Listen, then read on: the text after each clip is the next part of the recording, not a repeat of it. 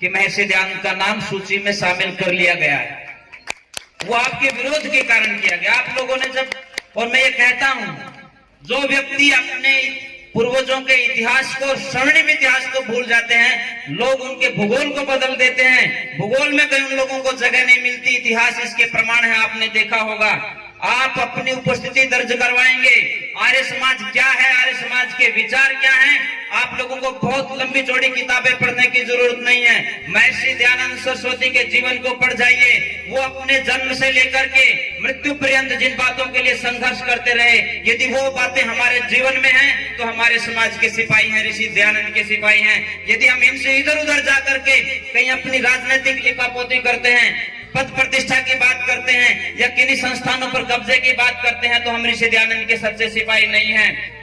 ऋषि दयानंद को समझने की आज जरूरत है। ऋषि दयानंद ने सबसे पहला विद्रोह किया अपने उस घर में जिसमें वो पैदा हुए थे। एक चूहे को देख करके उनके दिमाग हिला, और उस दिमाग हिलने ने पूरी दुनिया को हिला दिया। और जब वो हरिद्वार में जाकर के पाखंड खंडनी पताका फहराते हैं तो बड़े बड़े लोगों को धराशाही कर देते हैं। आपने 2 दिसंबर की रुद्रपुर की घटना का मुझे नहीं पता, आप लोगों को पता है कि नहीं पता है। जब शंकराचार्य जी ने बात कही हिंदू शब्द की बात, मैं सम्मान करता हूं, और हम उस कुल में पैदा हुए हैं जिसको हिंदू कहते हैं। और ये आर्य समाज में आज इस मंच से, ये आर्य समाज का मंच है, गुरुकुल का मंच है, ये कहना चाहता हूं, जिन लोगों ने ये भ्रम पैदा कर रखा है कि आर्य समाज इस हिंदू समाज का दुश्मन है, उनको ये चैलेंज है कि आर्य समाज से बड़ा समर्थक, आर्य समाज से बड़ा रक्षक इस हिंदू समाज का कोई आज तक ना हुआ है, ना कोई होगा, भले ही 20 संगठन कोई लोग बनाए घूमते हो।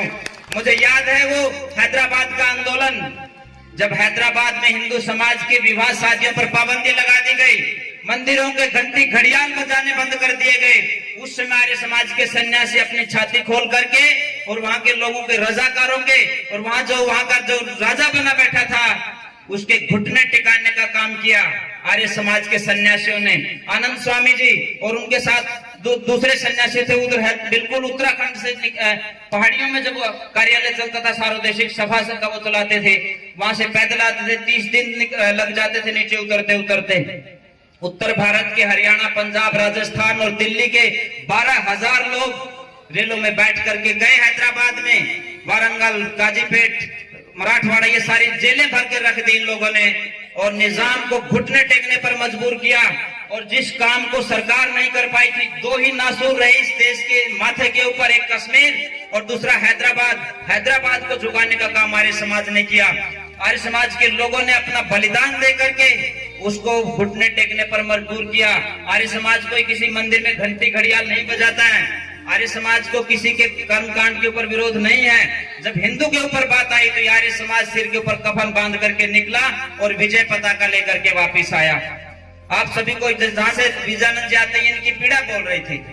नाथ द्वारा के पास मंदिर है, वहां पर जब हरिजनों का मंदिर में प्रवेश बंद कर दिया गया तो आर्य समाज को कोई दिक्कत नहीं थी। न आर्य समाज किसी मूर्ति पूजा को मानता है।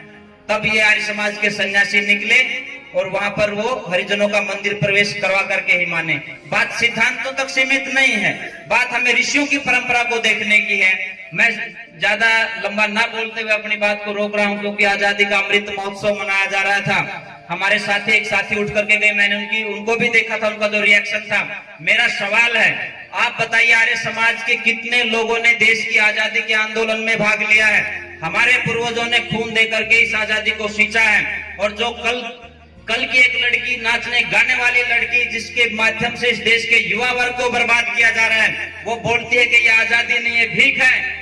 कब 1947 में आंदोलन हुआ था या कोई जंग हुई थी? मैं कहता हूं ये जंग आज शुरू नहीं हुई थी।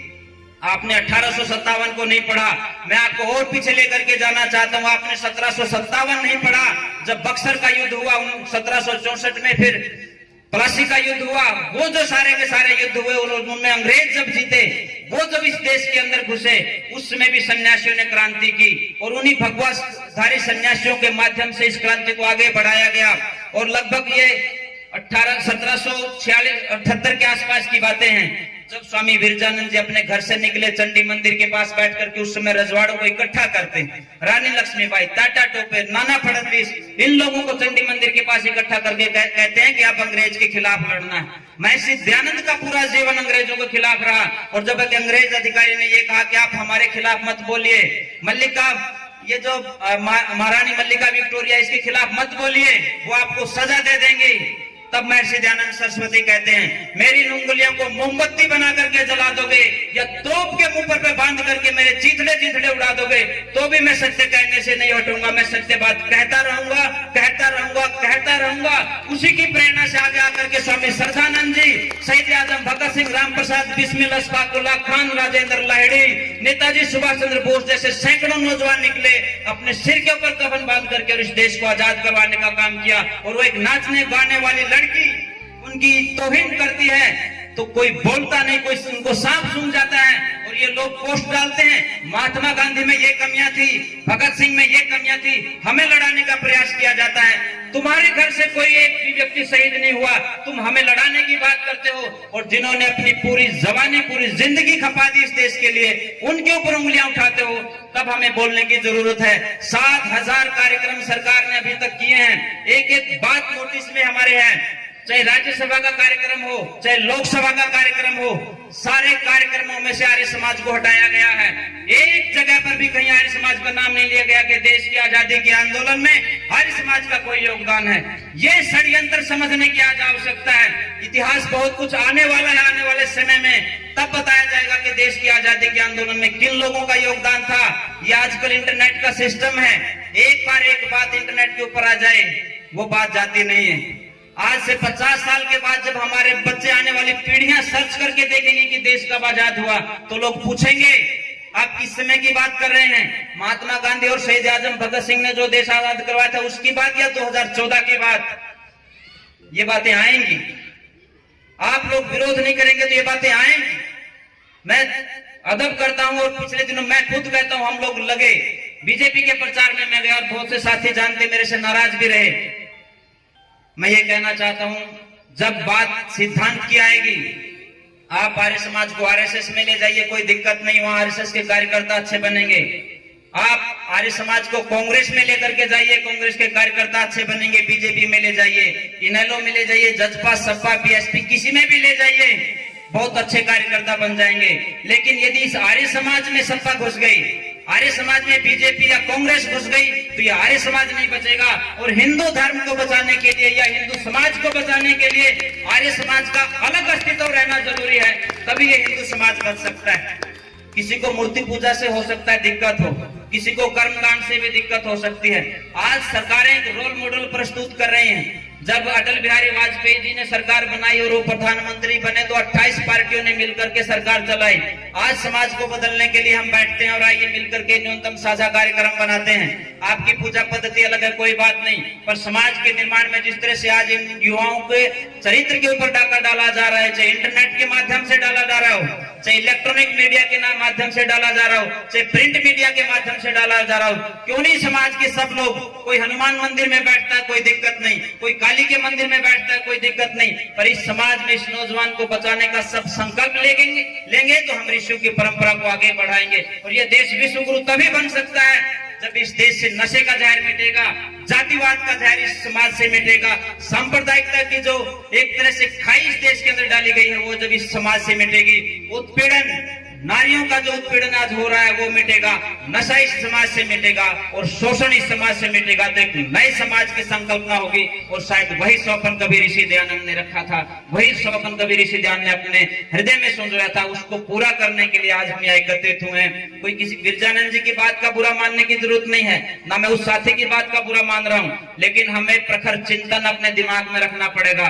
ऋषि दयानंद हमारे लिए आदर्श हैं। उन्होंने चाहे मुसलमान के लिए लिखा, चाहे ईसाई के लिए लिखा, या वो जिस घर में पैदा हुए उनके लिए लिखा, उन्होंने द्वेषपूर्ण कुछ भी नहीं लिखा, सुधार के लिए लिखा। आज न सिर्फ मैं कहता हूँ मंदिरों की भी जरूरत नहीं है, मस्जिदों की भी इस देश में जरूरत नहीं है। सिर्फ हिंदू ही नहीं, मुसलमान जो जिस तरह से ईद के नाम पर बकरी और अन्य पशुओं को काटता है उसकी भी जरूरत नहीं, उसकी भी किसी को इजाजत नहीं होनी चाहिए इस समाज के अंदर। प्राणी मात्र का जो है यहाँ आपस भ्रातृभाव रहे, प्राणी मात्र की सुरक्षा हो, ये हमारे ही नहीं संविधान की भी जिम्मेदारी है। पर राजनेता वोट के चक्कर में रहते हैं, वो नोट के चक्कर में रहते हैं, वो आपकी फिक्र नहीं करते, वो अपने परिवार की फिक्र करते हैं। जब वो परिवार से निकल करके इस समाज का चिंतन करेंगे, प्रखर चिंतन उनके दिमाग में, मन मस्तिष्क में हिलोरे मारेगा, तो समाज का नव निर्माण होगा।